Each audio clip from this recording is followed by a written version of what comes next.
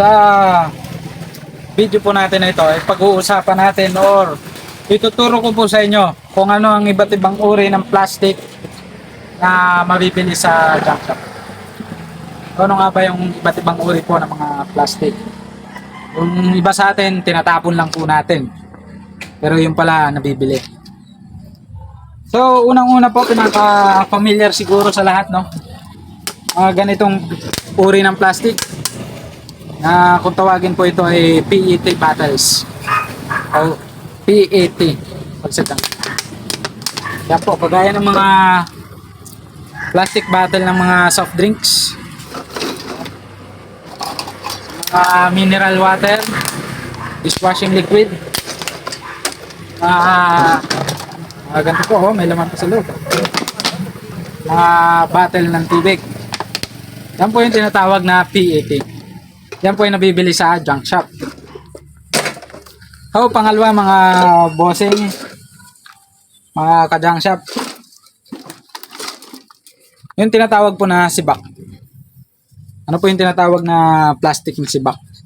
Mga ganito po. Hindi po porket ganito. Marami pong uri nito. Katulad nito. Sibak din po yan. Mga set. Ito.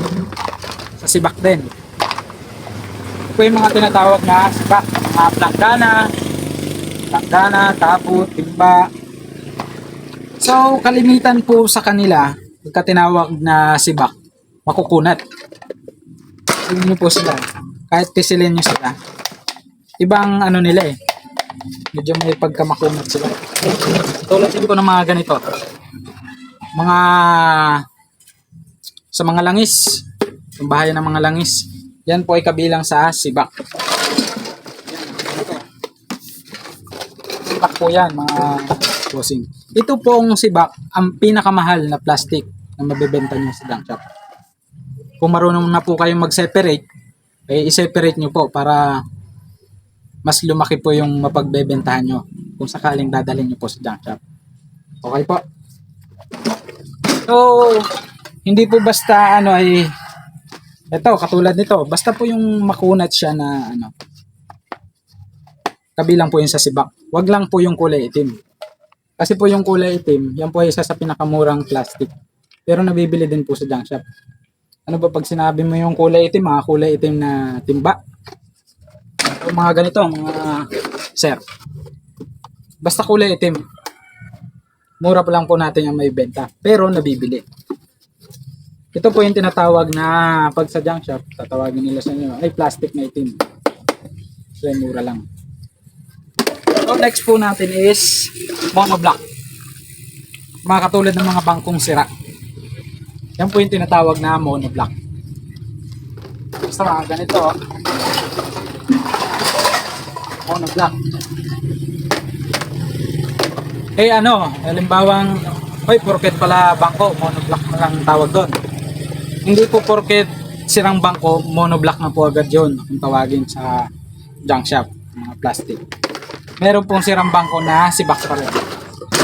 Katulad po nito. Ito po, kabilang to sa sibak. Ganito. Paano natin malalaman?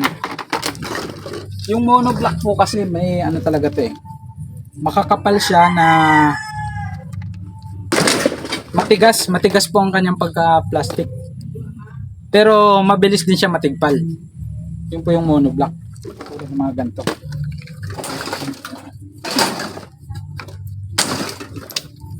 And next po natin ay yung tinatawag na plastic na malutong. Yung plastic na malutong po. Katulad po nito. Paano nyo po malalaman malutong? Yun. Ito po ay body ng sirang electric fan. Ito po ay kabilang sa plastic na malutong. Bakit po malutong? Kasi ninyo po, malutong talaga. Mabilis po yan matigpal. Yan. Kabilang po yan sa plastic na malutong. Nabibili sa junk shop.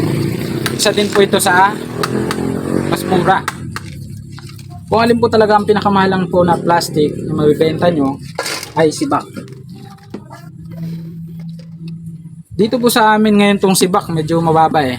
7 pesos per kilo. Hindi ko po alam kung magkano po sa inyo. Kasi iba-iba din po yan eh. Depende sa lugar. Kung saan po kayong lugar, pagka malayo kayo sa pinakang main na pagdadalhan ng mga tunawan, parang mas mura po.